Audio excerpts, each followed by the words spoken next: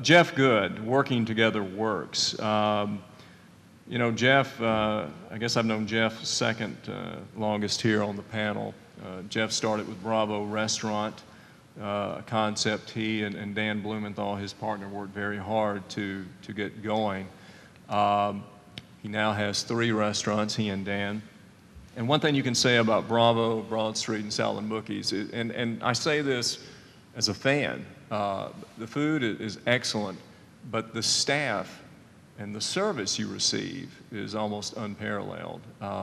You always have a wonderful experience, and I'm sure Jeff is going to touch on that. But he too has had challenges, I know, in this economy, because a lot of times, Jeff, the first thing that goes is people don't eat out, they don't have fine dining. So let me turn it over to Jeff Good and his topic, Working Together Works. Jeff? Oh, I'm sorry, I wasn't listening.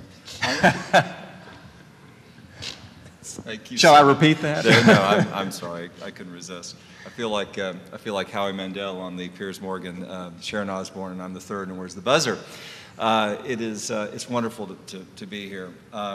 I want to talk briefly about something that I continue to struggle with, which is getting out of myself and listening to others. So actually, Monique's comments speak right to the heart of what I wanted to share.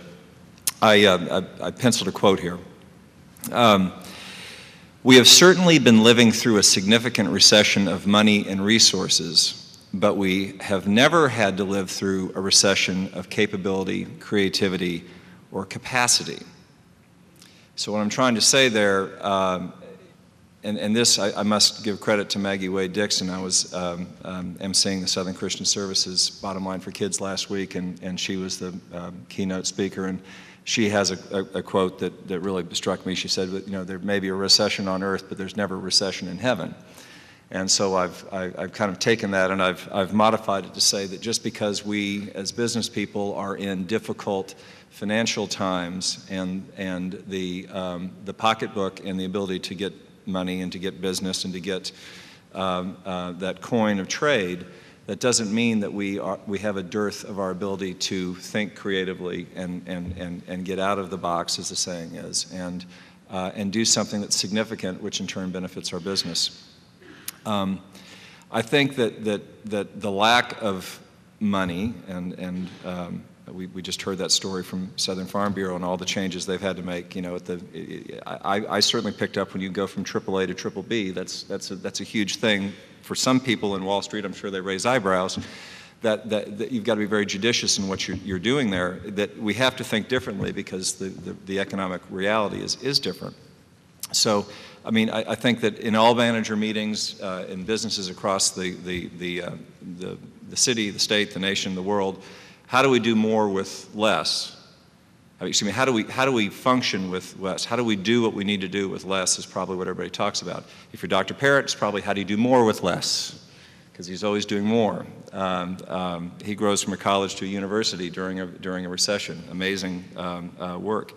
So I think that as business people and as leaders in our organizations, our ability to think differently and to behave differently and to open ourselves up to new opportunities and partnerships, both traditional and unorthodox, is imperative. And I will tell you, it has been a catalyst for us and for our success. We have had, it's really been almost like a George Bailey experience. George Bailey, It's a Wonderful Life. The scene where the folks come in the living room with the baskets of money and try to help save Bailey Savings and Loan. We have 3 restaurants, and we are upscale restaurants. Even Salamuki's is a very premium priced business model. Our business has been extremely strong.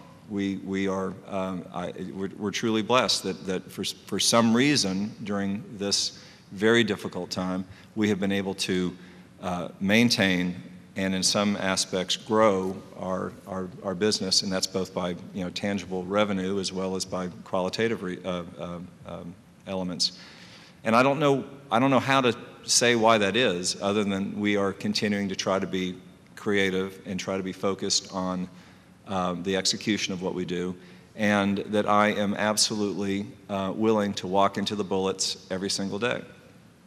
I gave a little talk to a group that had a meeting at Salamuki's. They wanted me to talk about how we do. They're a quality group, and they asked me if I would drop in the room and talk about how we deal with the voice of the customer. And these are a bunch of manufacturing bit heads. They look at statistics and they have charts, and they were giving a little presentation internally. I walked in and I was like, wow, look at those charts. And then they asked me how I chart our quality, and I kind of just explained I get these comment cards and I look at them every day, and I call people when they complain. And I get to yes with them. And before that happens, we try to get to yes while they're still in the house. And we honor our employees by not punishing them for making mistakes. We punish for not telling the truth, that when you hide things. So we try to work well together. So here's a couple quick stories about working well together. First of all, capability comes in very different packages these days. You've got to be very open to the messenger, and not just the message. I hired a kid, great kid, his first job in high school quite a few years ago, and he was a busboy at Salamuki's, and then he went off to college, and he came back and he was a waiter, and he went off to college, and then he called me a year ago Thanksgiving and said, I don't know if you know where I am in college, but I'm up in Maine, and so we get a full month off, and I'm really looking for something to do this Christmas, and so I'm like, well, I'm assuming you're going to come back and wait tables at Salamuki's. And he says, no, let me tell you, I'm doing iPhone programming, and I have this idea that I could see making an iPhone app for your businesses. And I did something up here with the cafeteria system at our university, and I immediately said, oh yeah, absolutely.